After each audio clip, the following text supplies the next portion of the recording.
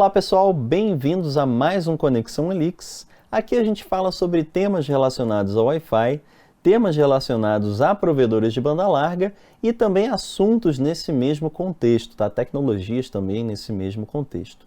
Hoje a gente vai falar sobre o futuro relacionado ao Wi-Fi e é o Wi-Fi 7. Pois é, o Wi-Fi 6 aí mal chegou e já está saindo o Wi-Fi 7.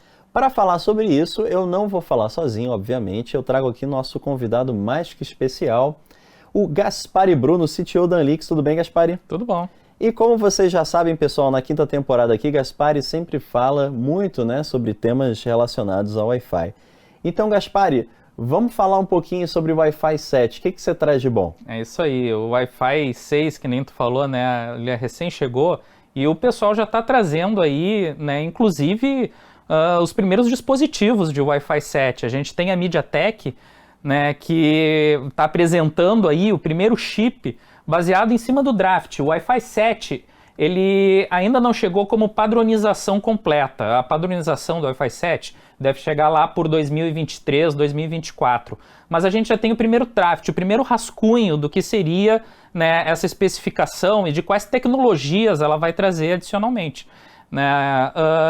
E aí os fabricantes já começaram a se antecipar e baseado nesse rascunho já começaram a produzir inclusive Sim. o próprio hardware. E a MediaTek, né? Foi a primeira. A MediaTek foi a primeira aí a trazer esse ano agora, né, um chip já em demonstração, evidente, não é um chip comercial, mas é um chip de demonstração aí do que essa tecnologia vai trazer aí pra gente. Legal, ó. Então tá aqui a notícia para vocês, não é mentira, tá? Tirado aí do site da MediaTek.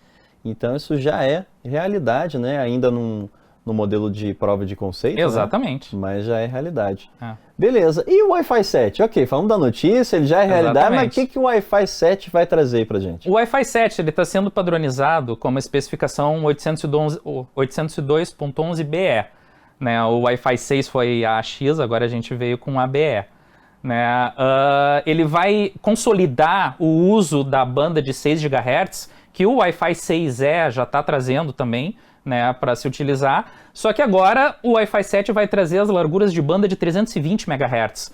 Então a gente vai conseguir trafegar muito mais informação, né, inclusive do que o próprio Wi-Fi 6. O Wi-Fi 6 estava limitado às bandas de 160 MHz.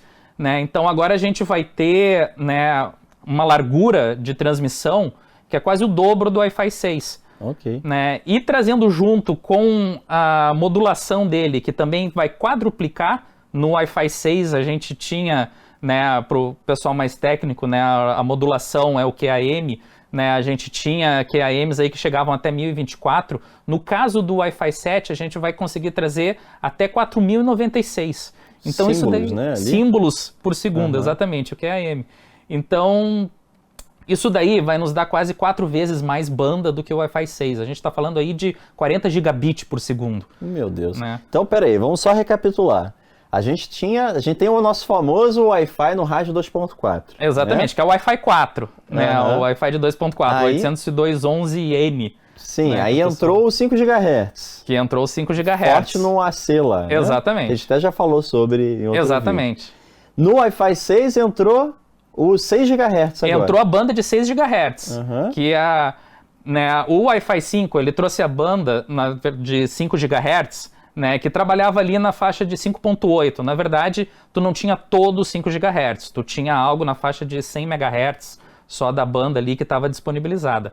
Agora no Wi-Fi 6E, eles trouxeram toda a banda de 6 GHz liberada. Então tu tem 1 GHz da banda espacial liberada para comunicação. Né? O que trouxe muito mais canais de comunicação, por isso que tu conseguiu ampliar nessa faixa. Dado que tu tem mais canais de comunicação, o Wi-Fi 7 resolveu utilizar todos esses canais, entendeu? Para aumentar a vazão dos dados, né? Com as larguras de banda de 320 MHz. Nossa, impressionante. O que mais que a gente traz aí no Wi-Fi 7? Certo, a gente está consolidando também uma técnica que já estava entrando no Wi-Fi 6, né, mas ela ainda estava num modelo meio que experimental, né, que é a de Multi-User Resources. A ideia era mais ou menos o seguinte: quando tu tem múltiplos dispositivos, né, operando dentro de um determinado canal, cada dispositivo tinha uma variação de frequência, ou seja, uma variação no tempo.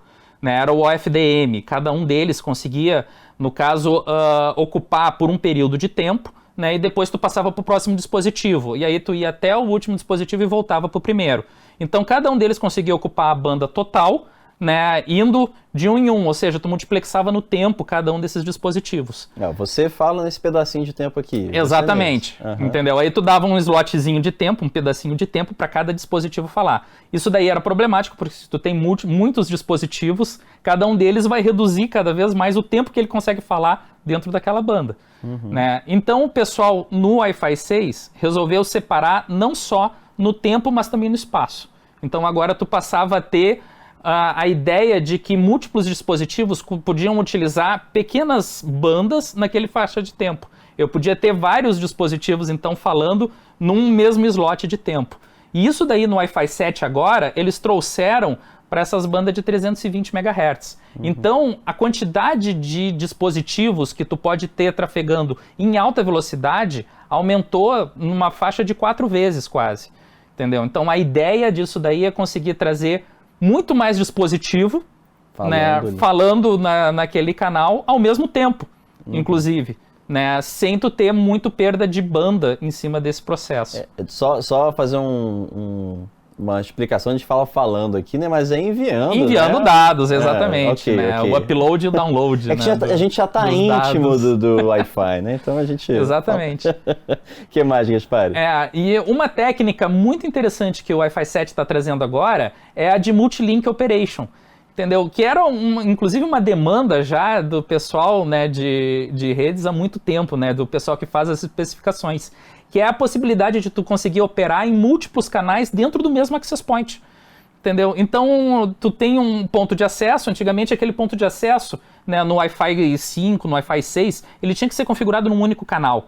Então, quando tu estava lá no Wi-Fi 5, tu configurava o canal 36 e todos os dispositivos falavam no canal de 36. Mesmo em automático, onde ele escolhe, exatamente, mas ele opera no canal. Eles tentariam escolher no automático o melhor canal, aquele que tem menos interferência, mas uma vez setado aquele canal, ele tem que operar naquele canal, certo? O Wi-Fi 7 traz a possibilidade da gente operar em múltiplos canais, certo? Ao mesmo tempo. Então, eu posso escolher dentro de uma gama de bandas ali dentro, quais as que estão mais livres, né? E aí eu consigo fazer saltos entre essas bandas e o dispositivo consegue migrar de uma banda para outra. Então eu consigo reduzir a interferência, né? Principalmente quando entra um outro dispositivo naquela mesma banda de um outro access point, né? De um outro ponto de acesso. Eu consigo migrar aquele dispositivo para uma banda que esteja mais livre. Ou seja, aquele conflito todo de aparelhos próximos operando num mesmo canal, ele tende a ser muito menor, né? Exatamente. Eu consigo aproveitar melhor o espaço dinamicamente. Dinamicamente. Muito interessante. Isso é fundamental para áreas densamente ali ocupadas, né? Com muitas redes Wi-Fi vizinhas. Exato. Né? E como a ideia agora é aumentar bastante o número de clientes para um mesmo access point, que nem a gente falou da ideia do multi-user, né? Isso daí é fundamental, porque eu tenho que conseguir dar qualidade para esses clientes também. Né? E eu conseguir transacionar de um canal para outro é fundamental. Muito bom. O que mais, Gaspari? O que mais que a gente tem? Isso.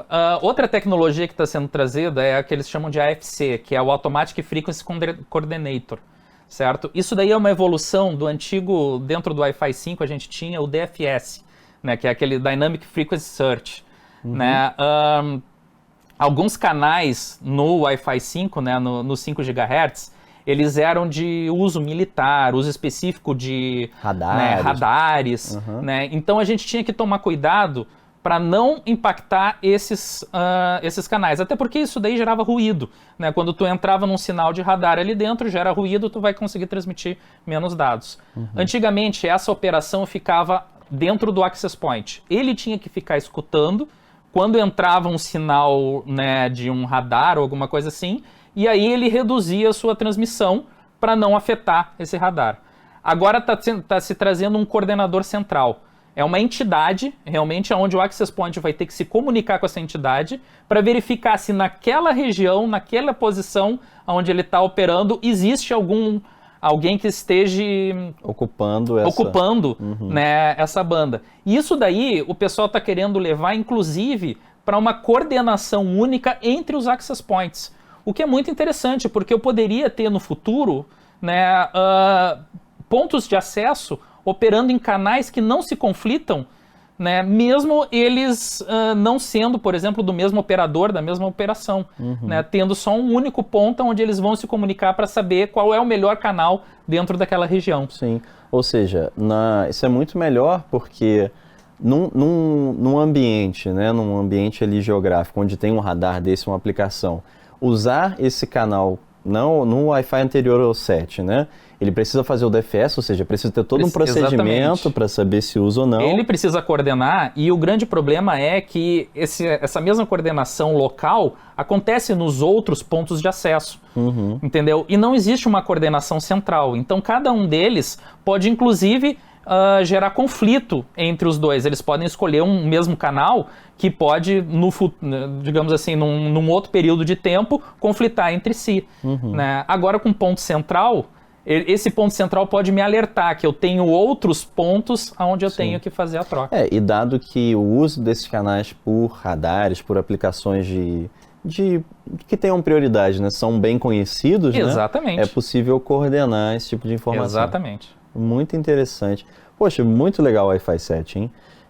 Bom, acho que foi tudo, né? Só isso, só tudo isso? Ele está recém começando, a gente ainda vai ter muitos outros vídeos onde a gente vai falar dessa evolução, até ele realmente entrar no mercado. A gente está falando aí de 3 anos, 4 anos, né? 2025 por aí, a gente já deve ter realmente, né, os primeiros dispositivos para uso comercial, né, sendo disponibilizados, e até a gente ter a especificação completa, a gente ainda vai ter muitas outras tecnologias aí, né, que vão estar sendo englobadas dentro do Wi-Fi 7. Muito impressionante, muito legal. Então, Gaspar, obrigado aí por essa aula prévia aí do Wi-Fi 7. Gaspar trouxe aqui em primeira mão, né, uma explicação do Wi-Fi 7, do que será, o que já é e o que pode ser o Wi-Fi 7, inclusive com evidências de chip sendo fabricado, né? Então, Gaspar, muito obrigado pela presença, viu? É um prazer. E também muito obrigado por você ter nos assistido, tá? Se você gostou do vídeo, dê o like, se inscreve no canal e não deixe de assistir os próximos vídeos, tá bom? Um grande abraço e até a próxima.